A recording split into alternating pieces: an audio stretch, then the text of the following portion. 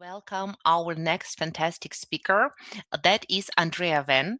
Andrea is an award winner producer and filmmaker, a published author, and a public speaker. She was born in Venezuela, raised in Spain, and now she is based in the United States. She brings a truly multicultural perspective. She is also a strong human rights advocate and the creator of the global movement One Humanity, One World. Your talk is titled One Humanity, One World, and she would like to explore whether sustainable peace is truly possible and why she believes education is the key to overcoming ignorance, hatred, and divisions and moving humanity forward together. So, welcome, Andrea Wen, and now the floor is yours. Oh my God, Natalia, Dankeschön. Dankeschön. Thank you so much for that introduction. I'm so grateful to be able to speak in this wonderful platform that Voice 8 is providing, especially on this Women's Day.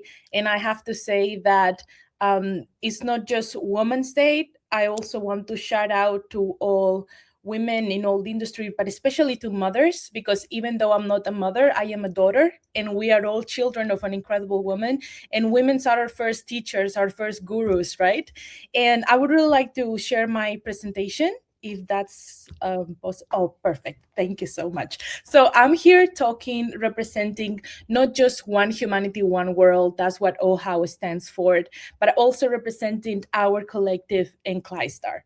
So I want to start by explaining the name of One Humanity, One World. I believe we're all one. Yeah, right? I believe in oneness. And I believe we're also one with the planet. And I believe that the world has already seen too much blood being shed for us to have the certainty that we all bleed the same red blood. It doesn't matter where we're from, it doesn't matter our race, our beliefs. At core, we're all one human race. And don't get me wrong, I absolutely adore diversity. And I think diversity and our differences enrich us. But I still see that it's essential for us to be able to see humanity as a whole, to actually cooperate and bring actual change to the planet. And I talk that we are trying to change the future of humanity through education. And why is that, you might say? Oh, I have to say that I'm so happy to see that we are all so on tune, so synchronized. I'm completely fascinated by all the explanations the previous speakers have gone without me, because this proves how we are connected in one mind. So 40% of the world population are illiterate. That means they cannot read or write and they have no access to education at all. That's an absolutely insane statistic, right? We're talking about almost 4 billion people on this planet haven't been able to learn to read or write. And you know what happens when you cannot learn to read or write is that you're not aware of your human rights. And that means that you are more likely to become a victim of slavery, which, by the way, the slavery rates in the planets are higher than it's ever been before. How shameful it is that we're on the 21st century and we're still talking about slavery as one of the biggest issues of the global crisis right now. What saddens me is that 71% of the total numbers of victims of slavery and human trafficking are women or children, to surprise no one. And 25 million victims of the workforce are children. And why is that? Why is that? Why? How have we reached to this point? We need to do something about this, because I think that the root of all evil is ignorance and the lack of education. The root of hatred, bigotry, racism, it all goes to the same root, and it's the fact that people have not have the resources to be educated. But there's a problem with mainstream education, though. Mainstream education has barely evolved in the last century. If you think about our smartphones, for example, like this is an iPhone, right? Every 2 years or every year now, and we have a new iPhone model, a new laptop model. We have AI, we have rocket ships, and everything in technology is advancing at Godspeed. It's insane. Yet we're still using an educational system that has barely even changed in the last century. We're teaching children with the same methodologies that their great grandparents were learning. And I believe that the world has changed a lot for us to not start looking at education as a system that needs to be revolutionized. So, why we need to change education is because we need to make it into a tool to enlighten our world, right? We're going through dark times, but education is that light at the end of the tunnel. And not, and when you say like, okay, you don't want the traditional educational system, what do you propose instead?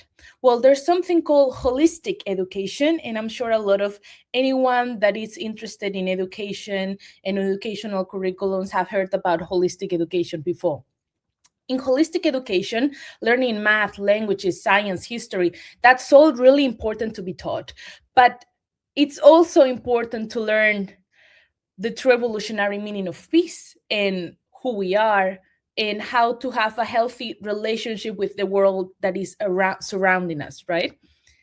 So in One Humanity, One World, we have developed this curriculum, Humanity for Peace. And we have three essential pillars for our curriculum. The first one is communication, how to read and write, learning a second language, problem resolution, and learning how to listen. The second pillar will be logic, from how to count to advanced mathematics and sciences, rational thinking, critical thinking. And the third pillar would be peace values. For example, the fact that we're one human race, the fact that there's no room for racism in one world that we're sharing, the fact that we need to respect each other's diversity without obsessing over nationalism, and also how important it is for us to have home education at home with the families and learn what actually love and respect are. So why are these the three pillars? Well, if we make mistake in languages, that can lead to confusion. If we make mistakes in mathematics, that can lead to business failure. But if we keep making mistake on peace values, that could literally cause human extinction, and we can become the next dinosaurs. And when it comes to the subjects of this curriculum, as you can see in this little scheme, at first we have home peace, because it is so important to understand that it's not only the children that need to be educated, the parents, the families need to be completely involved in their children education, but they also need to be educated. And it's really, really important for us to reinforce how important the family unit is, for us to be able to teach our students that the other students are like their siblings, their brothers and sisters, and treat everyone with the same love and respect that they will treat their parents at home. Not only it's important to learn this, we obviously teach emotional intelligence, for example. We teach also how to have a healthy and peaceful nutrition. And what's very relevant for this Congress, we also have a subject that is environmental harmony and geography. So at the same time that we teach our students about the different countries of the world, we also need them to learn how to take care of the ecosystems that exist in different countries, and how to respect nature and have a healthy respect with the animal wildlife and also the forest, right? I also like to mention that it's also very important for me to teach history on a different way. So instead of teaching history in the traditional way where we are used to talk about other countries as being our long story enemies and people we despise from being different than us, I like to teach culture of humanity, how much we can learn from other people's cultures and their history, and never discriminate them for whatever past history they had have in warfares or genocide or whatever that they have been going through. We should stop repeating the same patterns. Your great great grandparents' enemy is not your enemy, and we need to learn to leave the past behind us through learning from it and not ignoring it. Also, it's really important the artistic side. And one beautiful thing about holistic education is how much it integrates art in every other type of learning. And what do we want to do with this, right? So we are currently developing, creating this curriculum with experts, scientists, educators, volunteers from all around the world, from people that have different backgrounds, different cultures, different religions too. It's all welcoming diversity again. I think that enriches us. But what we really want to do is that we want to take this curriculum and we want to put it into software to be able to have to be of free access worldwide. Because believe it or not, there's more people in the planet that have access to Wi-Fi than education, as crazy as that sounds. So we want to make this free because one, education is a human right, and human rights should be free and accessible and fair to everyone, right? And for us, it's really important to use the technology that we have today in order to promote our educational agenda. Why? Well, if you think about it, it is insane that right now we're using this StreamYard platform that people from all around the world is watching us through YouTube Live, right? For example, and I could be in Spain, I could be in New York, and we are all connected. Even the people from Germany, from India, we're all here, putting our all of our different minds from all around the world in one single focus. In the same way, our dream is to bring the whole world into one classroom for everyone to actually have equality when it comes to access to all of this knowledge. Because eventually, knowledge is what set us free, and we can use technology to reach that equality. And our mission goal is the fact that we are raising $100 million for 1 million solar panel tablets. Now, why? Why 1 million solar panel tablets? Well, um, there are some places in the planet that have no access to electricity, right? And those places that have no access to electricity, also most of them don't have schools in there. So if we have a tablet, an iPad that can be charged through solar energy, that means we want to give those to children that there's no way they could access a school and there's no way they could get out of their homes to learn. So we can give one of these solar panel tablets to these millions of children for them to learn at home with their siblings, with their families, and for this iPad to have all of our curriculum and all of these infinite sources that they can use to learn, right? And that's our main goal.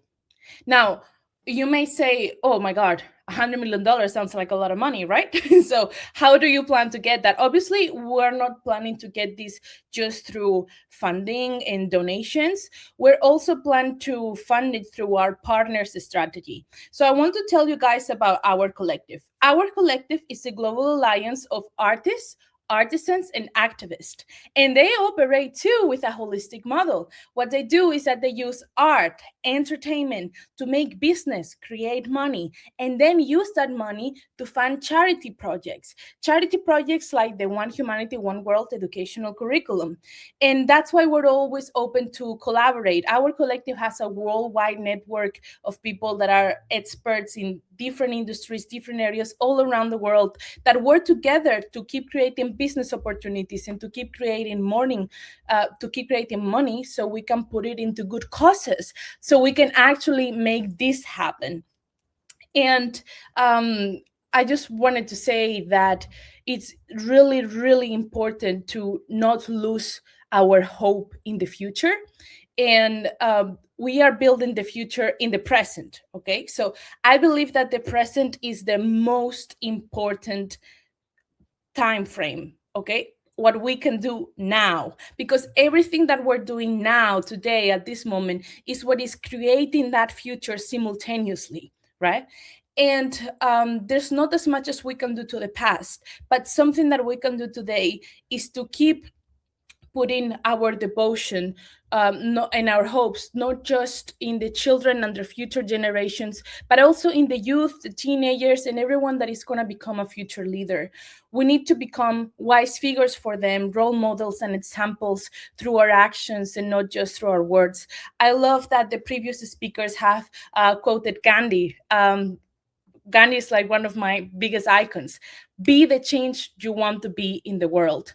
And something that I have been saying in all of my talks ever since I started almost 8 years ago public speaking, I start giving lectures at high schools in schools. And a question that I often would get asked is, um, I'm just a child or I'm just a teenager. What the heck can I do? Like, and I always say, never underestimate the power of small actions, because whenever you are trying on your daily life to take care of your planet or to take care of yourself or to be a good daughter, a good son, a good brother, a good sister, a good friend, a good lover, whenever you are actively working and being a good person, you are inspiring others to do the same, because love is contagious, way more contagious than hatred. And we need to focus on that. How can I contribute? You can contribute from the moment that you wake up to the moment that you go to bed by genuinely being a good human being and genuinely caring and showing your care with love and not with hatred and frustration, which is really hard to do in today's paradigm.